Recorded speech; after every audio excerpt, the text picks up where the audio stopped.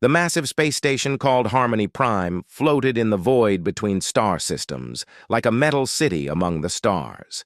Ships from 12 different worlds docked at its ports, bringing representatives who would decide the fate of billions of people across the galaxy. Admiral Jake Morrison stood at the viewing window of the human section, watching alien vessels arrive with their colorful hulls and strange designs. His weathered face showed no emotion, but his mind worked constantly, analyzing every detail he could see. Maria Santos walked up beside him, carrying a thick folder of documents. She had spent 3 years preparing for these peace talks, learning about alien cultures and studying their languages. Her diplomatic training told her to stay hopeful, but something felt wrong about this whole situation. The other species had been too eager to arrange these talks, too willing to offer their neutral space station as a meeting place. The Vorthon war fleet just arrived, Maria said quietly, pointing to a group of dark ships that looked like metal daggers. Their war chief Thax is demanding we meet his conditions before talks even begin. Jake nodded slowly. The Vorthons had been humanity's enemies for 3 long years. Their society valued strength above all else, and they saw humans as weak because they preferred to build rather than conquer. Every battle with them had been brutal, with both sides losing millions of soldiers and civilians. "What about the Zeth ships?" Jake asked. "Already docked on the far side. Overlord Nexus brought twice as many guards as the treaty allows." Maria's voice carried worry. The Zeth were different from the Vorthons, but equally dangerous. They fought with cold logic instead of hot rage, using tactics that turned people against each other. Their technology could control minds and twist thoughts. Commander Lisa Park entered the room with quick military steps. Her pilot uniform was clean and pressed, but Jake could see the stress in her eyes. She had flown more combat missions than anyone else in the human fleet, and she knew their enemies better than most. "Sir, we just received new intelligence reports," Lisa said, handing Jake a data pad. "Our deep cover agents are reporting strange movements in both Vorthan and Zeth space. Large fleets are gathering near our borders." Jake read the report carefully. Ships were moving into attack positions while their leaders came here to talk about peace. It made no sense unless the peace talks were just a way to keep humans busy while enemies prepared for war. Colonel Ryan Davis joined their small group. His Marine uniform carried scars from dozens of battles, and his presence made everyone feel safer. Ryan had saved human colonies from alien attacks more times than anyone could count. His soldiers trusted him completely because he always brought them home alive. "The station's security is mostly alien species," Ryan reported. "They say it's for neutrality, but I don't like it. Our people are outnumbered 10 to 1 if something goes wrong." Jake looked around at his team. These were the best people humanity could send, but they were walking into a situation that felt more like a trap than a peace conference. The other alien species kept talking about how important these talks were for galactic stability, but Jake wondered if they cared more about stopping human expansion than actual peace. The Cathera Council had been the loudest voices calling for peace talks. Elder Vorum claimed his ancient species only wanted to prevent more war, but Jake remembered that the Kithera had stayed neutral during every conflict. They watched other species fight and die while keeping their own hands clean. Their neutrality always seemed to benefit them more than anyone else. The Talon Republic had offered to help pay for the peace conference. Their merchant fleets carried goods between all the different worlds, and war was bad for business. At least their motivations were honest, even if Jake didn't trust them completely. Money made people do strange things, and the Talons loved money, more than most. Maria spread her documents on a nearby table. "We have 17 different proposals to discuss: territory boundaries, trade agreements, military restrictions, population exchanges." She paused at the last item. "Some of these demands would leave our colonies completely defenseless." "That's the point," Jake said grimly. "They want us weak enough that we can't fight back if they change their minds about peace." Lisa checked. Her communicator. The opening ceremony starts in 2 hours. All the species leaders will make speeches about cooperation and understanding. Ryan laughed without humor. Easy words when you're not the one being asked to give up everything. Jake made his decision. We'll attend the talks and listen to what they have to say, but I want constant communication with our fleets back home. If this goes wrong, our people need to be ready. The 4 humans looked out at the alien ships surrounding the station. Somewhere among those vessels were species that wanted to destroy humanity, others that wanted to control them, and a few that might actually want peace. The problem was figuring out which was which before it was too late. As they prepared for the first session, Jake couldn't shake the feeling that they were about to walk into the most important conversation in human history. The decisions made in the next few days would determine whether humanity had a future among the stars or would be crushed by species that saw them as a threat to the established order. The peace talks were about to begin, but Jake Morrison was already preparing for war. The main conference hall of Harmony Prime stretched out like a vast arena, with curved walls that rose high above the delegates' heads. 12 different species sat around a circular table, each group separated by invisible barriers of mistrust and ancient grudges. The humans occupied a small section between their enemies, feeling the weight of hostile stares from across the room. War Chief Tax dominated the Vorthan delegation with his massive frame and scarred armor. When he spoke, his voice rumbled like distant thunder, demanding that humans abandon 3 star systems that contained their most important mining colonies. His red eyes glowed with barely controlled anger as he listed the territories he wanted, as if human lives meant nothing to him. These systems belong to the strong, Thax declared, slamming his clawed fist on the table. Humans are weak builders, not warriors. Give us what we claim, and we will consider allowing your other colonies to exist. Maria Santos kept her face calm while rage burned inside her chest. She had seen the reports from those mining worlds, had read about the families, who built their lives there over generations. Thax spoke about them like they were pieces on a game board, not real people with homes and dreams. Those colonies have been human settlements for over 50 years, Maria replied carefully. The people there were born on those worlds. They know no other home. Overlord Nexus of the Zeth hegemony listened to the exchange with cold interest. His pale, thin form seemed to absorb light rather than reflect it, and his black eyes showed no emotion at all. When he finally spoke, his voice carried the chill of deep space.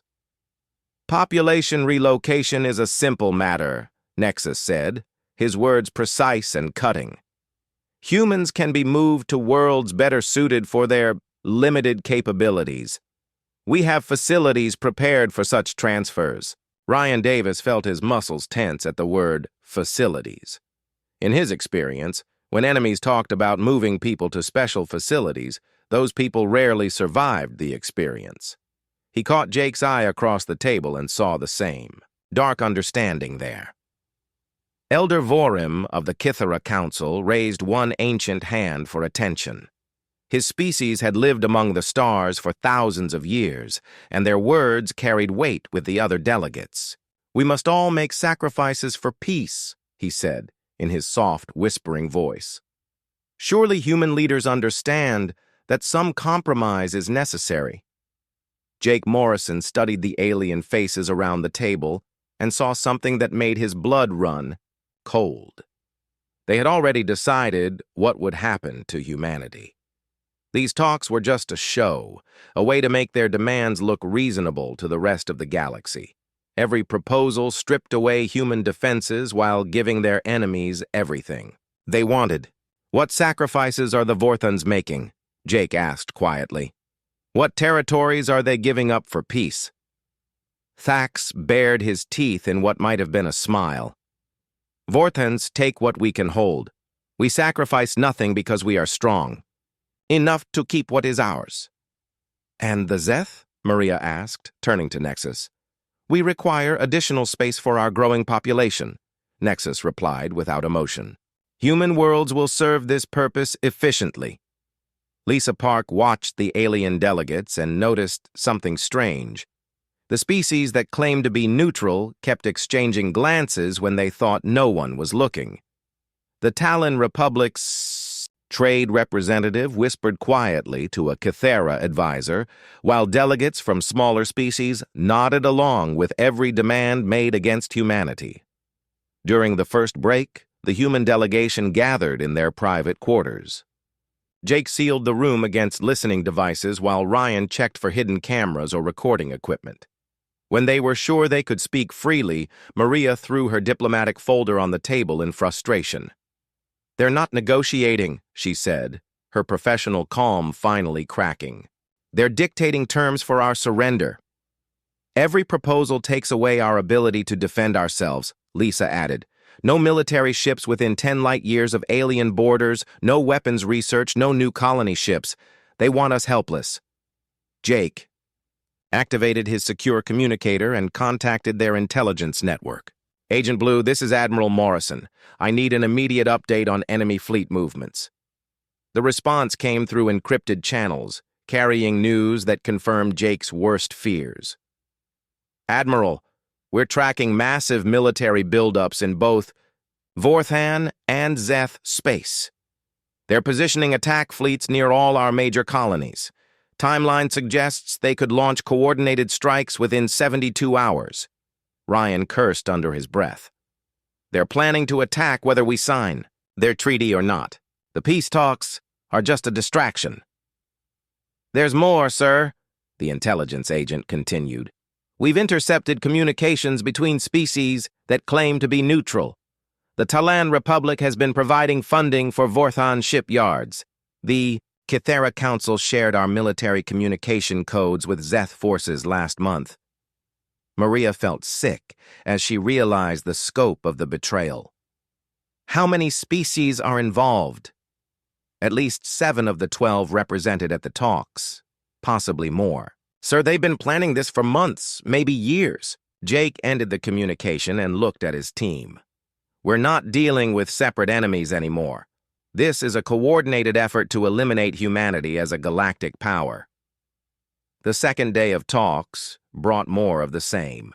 Elder Vorim spoke about the greater good while proposing that humans give up their right to maintain defensive fleets. The Talon representative suggested economic partnerships that would make human colonies completely dependent on alien trade. Even the smaller species that had once been friendly to humanity now supported restrictions that would leave them vulnerable. "Perhaps humans need time to fully understand these generous offers," suggested the delegate from the Xerion Commonwealth, a species that had traded peacefully with humanity for decades. "We would not want hasty decisions to threaten galactic stability." Lisa realized with growing horror that galactic stability was code for keeping humanity weak. Every species at the table had decided that humans were growing too fast, becoming too strong, developing too quickly. They saw human expansion as a threat to their own power and had joined together to stop it. That evening, Jake called an emergency meeting with his team. "We have a choice to make," he said grimly. "We can sign their treaty and watch our species slowly die, or we can reject their demands and face immediate war." "At least in a war, we get to fight back," Ryan said. Maria stared at the treaty documents, spread across the table. Everything she had worked for, all her hopes for peaceful coexistence among the stars, lay in ruins around her. "If we sign this, humanity becomes a client species. If we refuse, we face the same fate, but at least we go down fighting," Jake finished. Lisa checked the latest intelligence reports. "Our fleets are already moving into defensive positions. The colonies are being evacuated where possible. We're as ready as we can be." Jake made his decision. "Tomorrow, we give them our answer. But tonight, we prepare for what comes next." The peace talks continued, but everyone in the room could feel the tension building like a storm about to break. The aliens kept making their demands while the humans sat quietly, their faces revealing nothing. But beneath the surface, Jake Morrison and his team were planning for a future that would shock the galaxy. The charade was almost over. Jake Morrison sat in the secure communications room deep inside the human quarters, surrounded by data screens that painted a picture darker than his worst nightmares. Intelligence reports flowed in from across human space, each one confirming what he had suspected from the beginning. The peace talks were not just a failure, they were an elaborate trap designed to destroy humanity. Maria Santos reviewed financial records that their agents had stolen from Talon Republic databases. The numbers told a story of betrayal that made her stomach turn. "The Talons have been funding Vorthan military expansion for 2 years," she said, her voice hollow with disbelief. "They provided the money for 3 new shipyards and 40 battle cruisers." Lisa Park studied tactical analysis from their deep cover operatives. "It gets worse. The Kithara Council has been sharing our military codes with Zeth forces since before the war even started. Every battle plan, every defensive strategy, every secret operation. They knew exactly how we would respond to attacks." Ryan Davis examined troop movement reports with growing anger. "Vorthan and Zeth fleets are already in position around our major colonies. They're not preparing for war. They're preparing for slaughter. Our people won't even see the attacks coming." The evidence painted a picture of conspiracy that reached back years into the past. While humanity had been fighting separate wars against the Vorthans and Zeth, believing their enemies hated each other as much as they hated humans, the truth was far more sinister. The two species had been coordinating their attacks, sharing intelligence, and planning humanity's destruction together. Jake activated a secure channel to Admiral Kate Brooks, commanding the human home fleet. "Kate, I need you to run a full analysis of every major battle we've fought in the past 3 years. Look for patterns that suggest our enemies knew our plans in advance." The response came back within an hour, and it confirmed their worst fears. "Jake, they knew everything. Ship positions, attack vectors, even our backup plans. We weren't losing battles because they were better fighters. We were losing because they always knew exactly what we were going to do." Maria discovered more evidence in diplomatic communications that their hackers had intercepted. The neutral species have been meeting in secret for months. They call it the Human Problem Committee. Listen to this recording from last month. Elder Vorum's voice came through the speakers, speaking in his ancient language that Maria had learned during her diplomatic training. "The human expansion must be stopped before they become too powerful to control. Their technology advances too quickly. Their population grows too fast. If we wait much longer, they may become strong enough to challenge our authority," another voice responded, belonging to the Talon Trade Minister. "Our projections show that humans will control 15 star systems within 5 years if current trends continue. Their industrial capacity already rivals our own." A third voice from the Zerion Commonwealth added its agreement. "The peace talks will provide legal justification for our actions. When humans reject reasonable terms, the galaxy will understand that we had no choice but to use force." Ryan felt rage building in his chest as he listened to alien leaders casually discussing the elimination of his species. "They're not trying to make peace with us. They're trying to justify genocide." Lisa brought up star charts showing fleet positions across the galaxy. "Look at this. While we've been sitting here talking about peace, they've moved attack fleets into position around every major human colony. Earth, New Texas, the industrial worlds of the Beta Sector. They're planning to hit everything at once." "How long do we have?" Jake asked. 48 hours, maybe less. The treaty signing is scheduled for tomorrow afternoon. As soon as we either sign or refuse, they launch their coordinated attack." Maria stared at the peace treaty documents that now seemed like a death warrant. "The terms make sense now. They're not asking for concessions, they're asking for surrender. Every clause in this treaty strips away our ability to defend ourselves." Jake read through the treaty again with new understanding. Humans would be forbidden from maintaining military fleets, developing new weapons, or establishing colonies without alien approval. Their existing colonies would be placed under protective supervision by alien peacekeeping forces. Human shipyards would be dismantled, and their industrial facilities would be managed by alien overseers.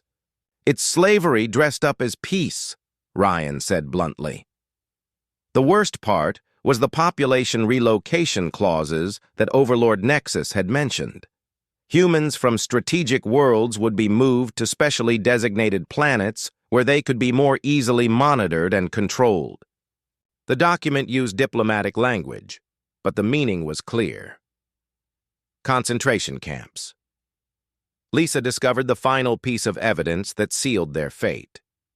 "I found the real timeline in Vorthan military communications. Whether we sign the treaty or not, they plan to occupy human space within 1 week.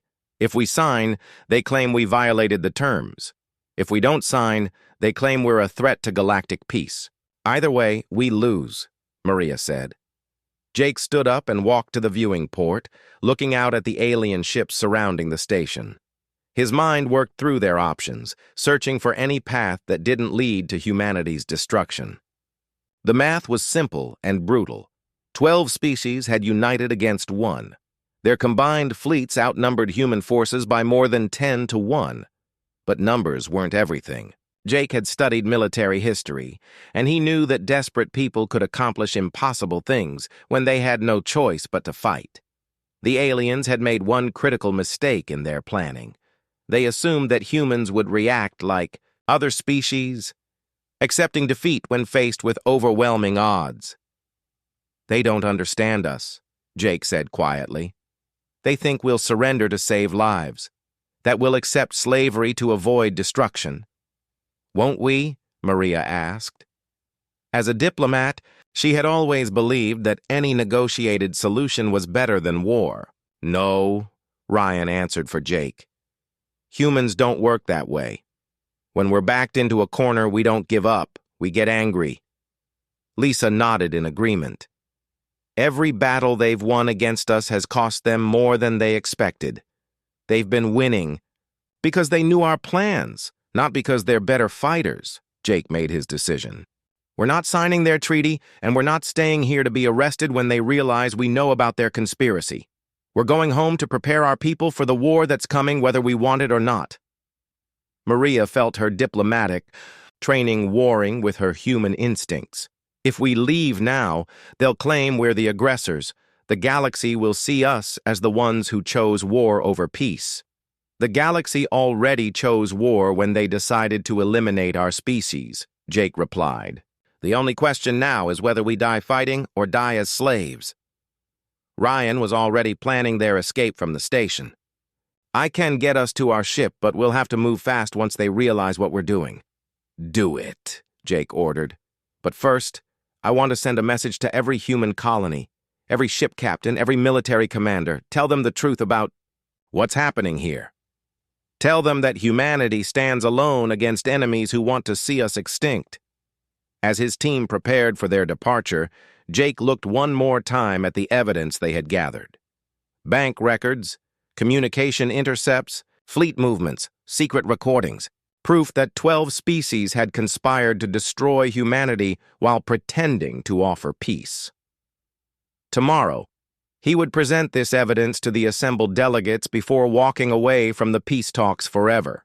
The galaxy would learn that humans were not as naive as their enemies believed. And then the real war would begin. The peace talks were about to end in a way that no one expected. The conference hall fell silent as Admiral Jake Morrison rose from his seat, carrying a datapad that contained the most damning evidence in galactic history. Every alien delegate turned to watch him, expecting to hear humanity's acceptance of their terms or perhaps a final desperate plea for better conditions. None of them were prepared for what actually came next. Jake's voice carried clearly across the vast chamber, calm and measured, but carrying an undertone of steel that made even War Chief Thax lean forward in attention. "Honored delegates, humanity has carefully considered all proposals presented during these peace negotiations. We have also conducted our own investigation into the circumstances that brought us here. Elder Vorim shifted uncomfortably in his ancient chair, his pale eyes showing the first hint of concern. The Kithara had lived for millennia and developed an instinct for sensing when situations were about to spiral beyond their control. We came to these talks believing that peace was possible between rational beings who shared common interests in stability and prosperity, Jake continued, his gaze moving slowly around the table to meet each alien stare. We believed that our enemies, despite our differences, could be reasoned with if we showed good faith and flexibility. Overlord Nexus remained perfectly still, but his black eyes seemed to grow even darker as he sensed the direction of Jake's words. The Zeth leader had built his reputation on reading the emotions and intentions of other species, and what he saw in the human admiral's face sent cold warnings through his mind. Jake activated his datapad and began projecting images onto the chamber's main screen. Bank records appeared first, showing massive transfers of funds from Talon Republic accounts to Vorthon military contractors. We have learned instead that several species represented at these talks have been secretly funding our enemies while publicly claiming neutrality. The Talon trade minister jumped to his feet, his colorful robes fluttering with agitation. These accusations are baseless. The Republic maintains strict neutrality in all conflicts. Really? Jake's voice carried a hint of bitter amusement as he displayed more evidence. Then perhaps you can explain why your government provided financing for 3 Vorthan shipyards that built the fleets currently attacking human colonies. Murmurs of shock and anger rippled through the chamber as other alien delegates realized they were witnessing the collapse of their carefully constructed plan. Species that had believed they were part of a secret alliance now discovered that their involvement was no longer secret. The screen changed to show communication intercepts, displaying coded messages between Kithara and Zeth forces. Maria Santos had worked for hours translating the ancient Kithara language, and now her efforts paid off as the galaxy learned the truth about their most respected elder species. Elder Vorim, your people have shared human military codes with our enemies for the past 18 months, Jake said, his words hitting the chamber like physical blows. Every battle plan, every defensive strategy, every secret operation has been compromised by Kithara intelligence gathering. Elder Vorim's ancient composure finally cracked, revealing the calculating mind behind his peaceful facade. You cannot prove these wild accusations. The Kithara Council has maintained galactic peace for thousands of years. By helping stronger species eliminate weaker ones, Jake replied. Your peace is built on the graves of civilizations that trusted you. Lisa Park stood beside her admiral, her pilot's uniform representing every human who had died fighting enemies that always seemed to know their plans in advance. The tactical displays now made horrible sense as she saw how their sacrifices had been betrayed by species they had considered neutral. Ryan Davis rose as well, his scarred Marine uniform a testament to battles fought against impossible odds. His presence reminded everyone in the chamber that humans had been fighting and dying while their supposed allies plotted their destruction behind closed doors. Jake changed the display again, showing fleet movements that painted a clear picture of coordinated invasion plans. Vorthan and Zeth forces are already in position around our major colonies. They were never planning to honor any peace treaty.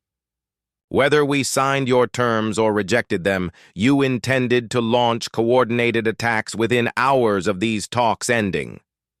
War Chief Thax finally found his voice, roaring with rage at seeing his military plans exposed. Humans die today or humans die tomorrow. The strong will always defeat the weak. Thank you for confirming what we already knew, Jake said calmly. At least you're honest about your intentions. The chamber erupted in chaos as delegates realized their conspiracy was completely exposed. Some tried to deny involvement, while others attempted to justify their actions as necessary for galactic stability. A few species looked genuinely shocked to learn they had been manipulated into supporting genocide. Jake raised his voice above the tumult, commanding attention one final time. Humanity entered these negotiations in good faith, believing that peace was possible between equals. You have shown us instead that you view us not as equals to be negotiated with, but as a problem to be solved through deception and eventual elimination. Elder Vorim struggled to regain control of the situation. Admiral Morrison, surely we can discuss these misunderstandings in a rational manner. The Cathera Council has always been willing to mediate disputes between. No, Jake cut him off with finality. You mediate nothing. You manipulate everything. Your neutrality is a lie, your wisdom is cunning, and your peace is oppression dressed in diplomatic language. Maria Santos stood with her colleagues, her diplomatic training warring with her human loyalty. She had spent her career believing that any negotiated solution was better than war, but now she understood that some offers of peace were actually declarations of slavery. We came here seeking peace, Jake continued, his voice carrying to every corner of the chamber. You have shown us that true peace can only exist between equals, and you will never see humanity as your equal. You see us as a threat to be eliminated or a resource to be controlled. The human delegation began moving toward the chamber exit, their coordinated movement showing unity that their enemies had not expected. Jake paused at the threshold and delivered humanity's final message to the assembled species. You want war? You already chose war the moment you decided our species had no right to exist as equals among the stars. The only difference is that now we know about your choice, and we're prepared to respond accordingly. Overlord Nexus finally spoke, his voice carrying the chill of absolute zero. You cannot leave these negotiations. The peace treaty must be signed or rejected formally. Jake Morrison looked back at the alien leader with eyes that held no fear, only grim determination. We reject your treaty. We reject your authority, and we reject your vision of a galaxy where humans exist only at your sufferance. Humanity will find its own path among the stars. There will be consequences for abandoning these talks, Elder Vorim shouted as the humans reached the exit. Yes, Jake agreed. There will be consequences, but they won't be the ones you expect. The human delegation walked out of the conference chamber, leaving behind carefully prepared data packets containing evidence of each species' betrayal. The information would spread across the galaxy within hours, triggering political upheavals as civilian populations learned what their governments had done in their names. Behind them, the chamber dissolved into arguments and accusations as the conspiracy collapsed into chaos. Species that had been allies hours before now turned on each other, each trying to minimize their own involvement while maximizing their former partner's guilt. But Jake Morrison was no longer listening to their words. He was thinking about the war that would begin as soon as humanity returned home, and the message he would send to every human colony, every ship captain, every soldier who would soon be fighting for their species' survival. The galaxy was about to learn what happened when humans were pushed beyond their breaking point. The human transport ship Independence cut through space at maximum speed, racing toward Earth with news that would change everything. Jake Morrison stood on the bridge watching the stars blur past, knowing that behind them, the carefully planned conspiracy was falling apart faster than anyone had expected. The evidence they had left at Harmony Prime was already spreading across the galaxy like wildfire. On the Talon Republic homeworld, angry crowds surrounded government buildings demanding answers about their tax money being used to fund wars they had been told their species opposed. Trade Minister Vex found himself barricaded in his office while protesters chanted for his arrest. The Talon people had built their civilization on honest commerce, and learning that their leaders had secretly bankrolled genocide destroyed their trust in everything. Lisa Park monitored communications from across human space, watching as their message reached every colony and military outpost. The response was immediate and fierce. Fleet Admiral Kate Brooks activated emergency protocols that had been prepared in secret during the peace talks, moving ships into defensive positions that confused their enemies who had expected different tactics.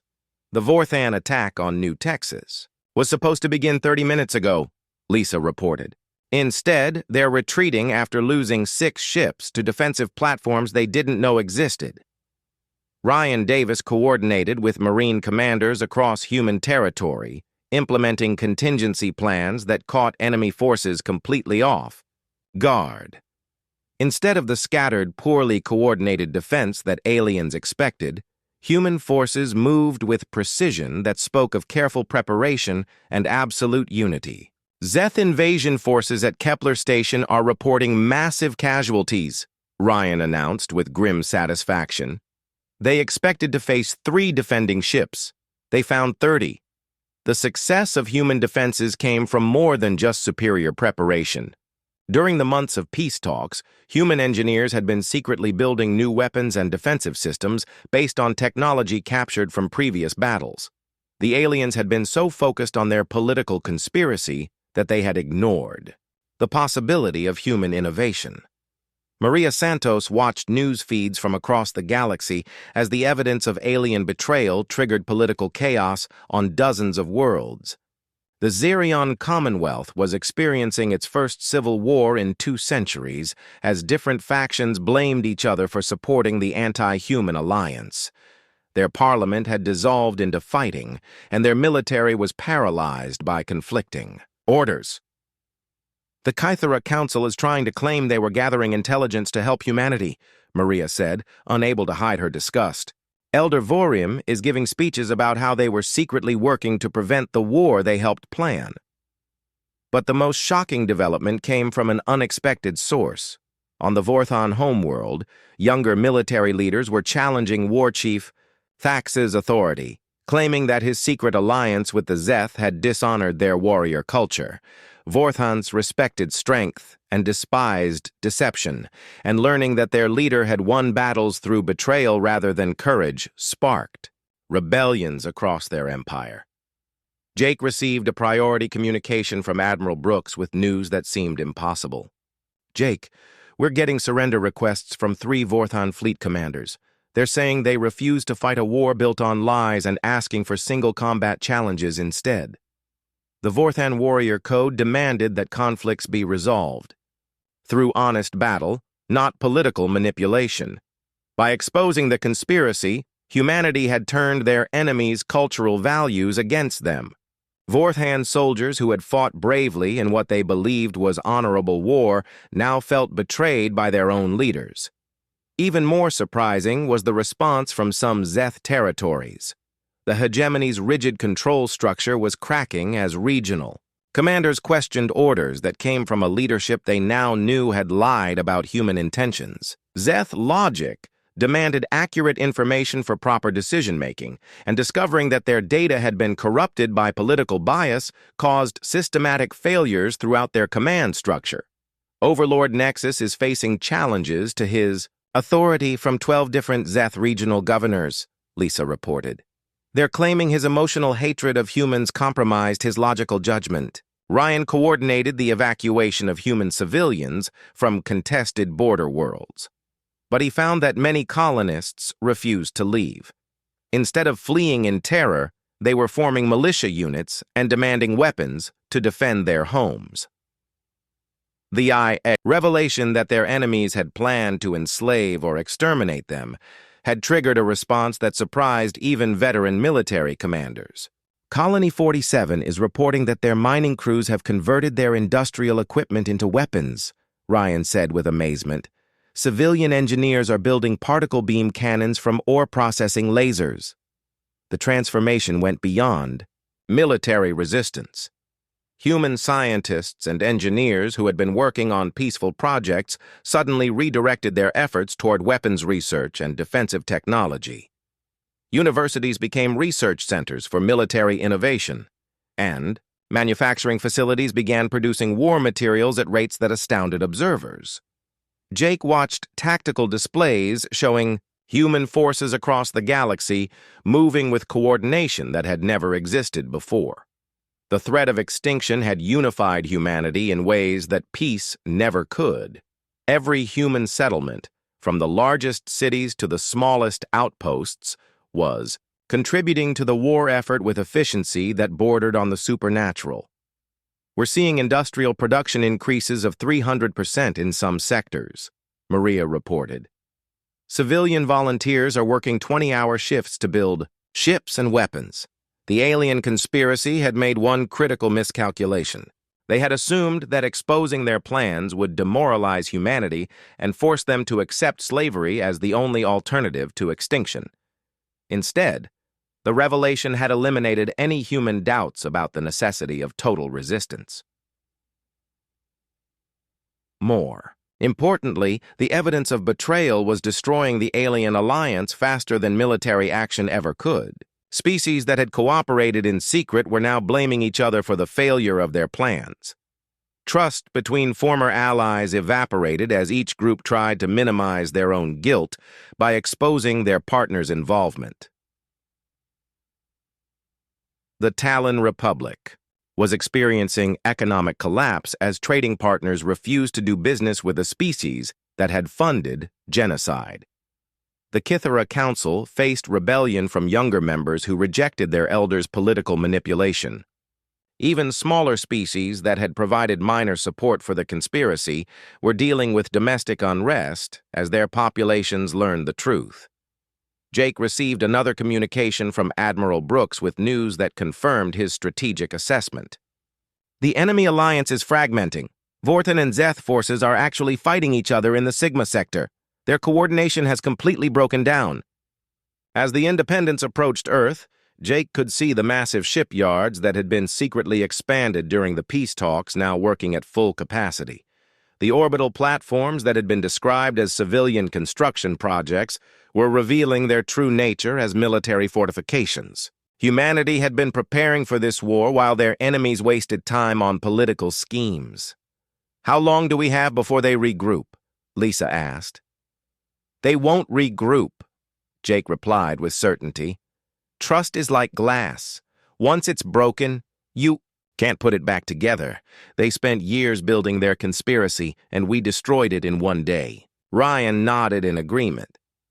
"Plus, they're learning what happens when you back humans into a corner. We don't surrender. We fight harder." The war was far from over, but the galaxy had already changed forever.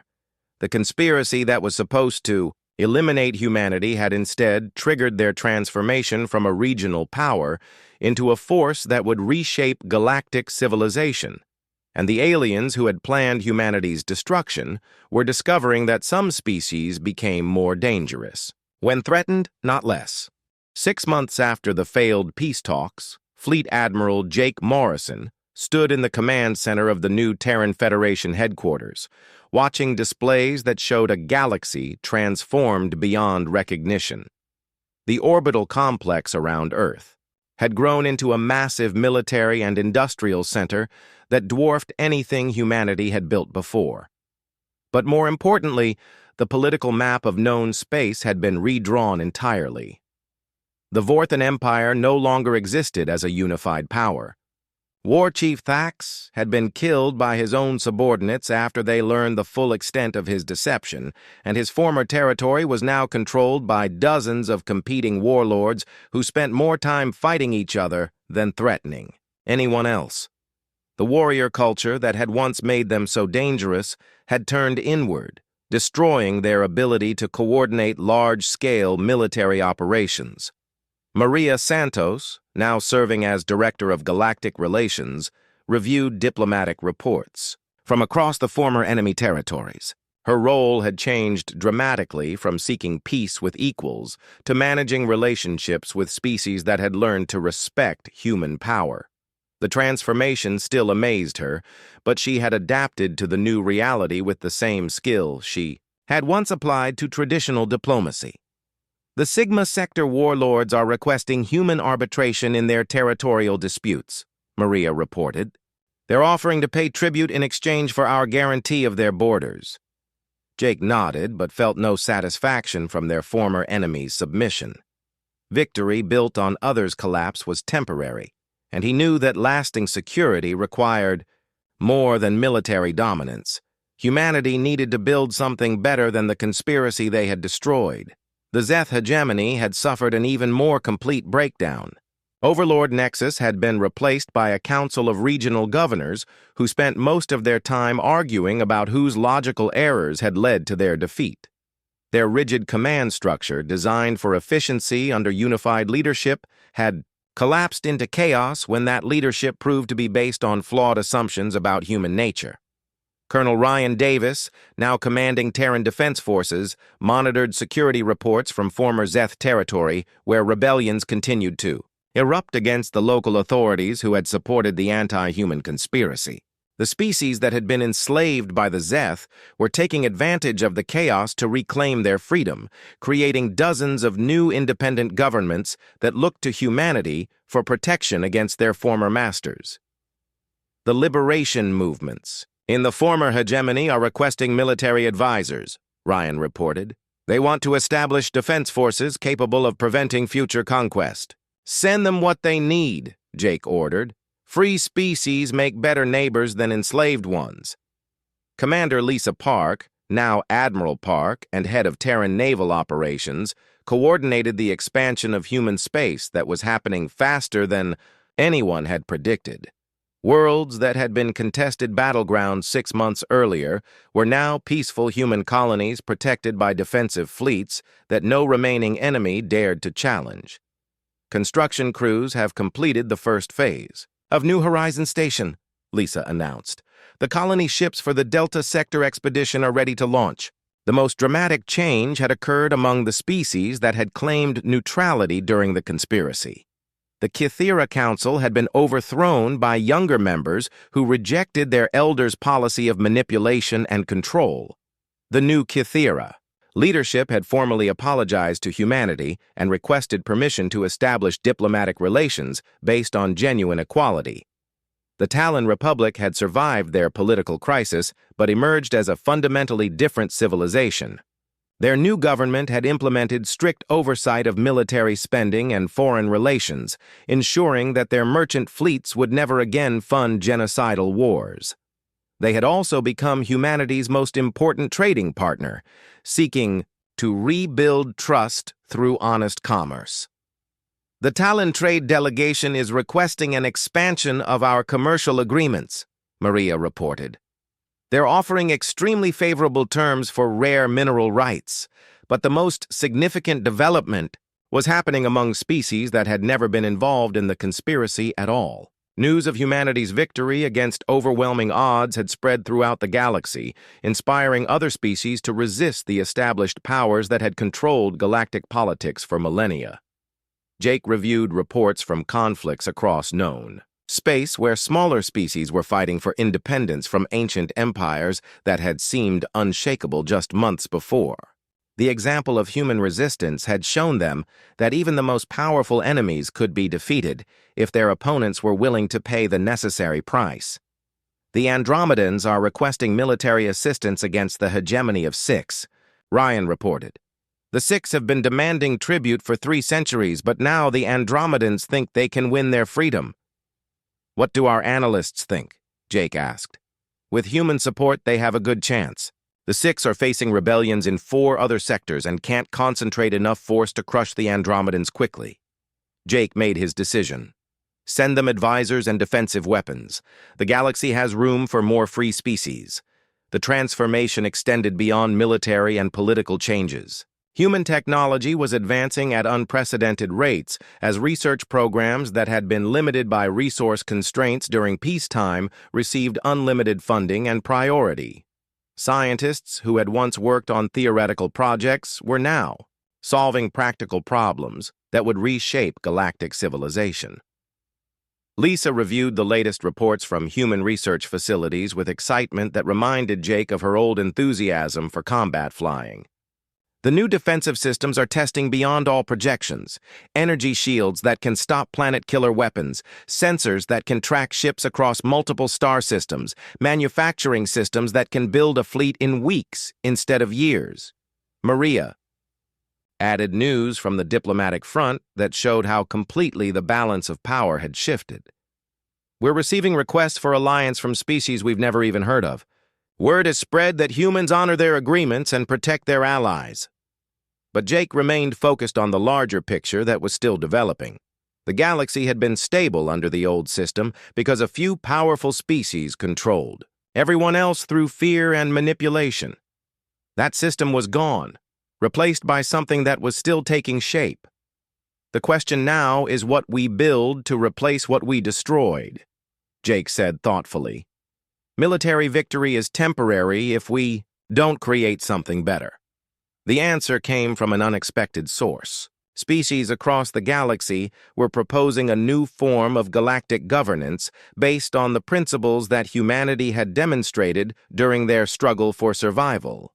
Genuine equality between species, honest communication instead of political manipulation, and the right of all civilizations to exist without submitting to stronger neighbors. They want to call it the Galactic Federation, Maria reported, with Earth as the founding capital and humans as the guarantors of the basic principles. Jake looked out at the stars that had once seemed filled with enemies and now showed the lights of dozens of species that were choosing freedom over submission. The conspiracy that had been designed to eliminate humanity had instead eliminated the old order that had kept the galaxy locked in ancient patterns of domination and control. 6 months ago, we walked away from peace talks because we refused to accept slavery disguised as diplomacy, Jake reflected. Now they're asking us to help build a galaxy where those talks would never be necessary. Admiral Park smiled as she reviewed the deployment schedules for human fleets that would soon be protecting dozens of worlds where free species were building new civilizations. The best part is that we don't have to conquer anyone to make it happen. They're coming to us. Colonel Davis nodded in agreement as he planned training programs for the defense forces of newly independent species. Turns out that when you show people they can be free, they choose freedom every time. Director Santos looked at the stack of alliance requests and trade agreements that represented a future none of them could have imagined during those dark days at Harmony Prime. The galaxy is learning what happens when humans are treated as equals instead of threats. Fleet Admiral Morrison watched ships from a dozen species arriving at Earth to sign agreements that would reshape galactic civilization and knew that the real victory was not humanity's survival, but the transformation of a galaxy where survival was no longer the primary concern for any free species. The peace talks had failed, but something better had taken their place.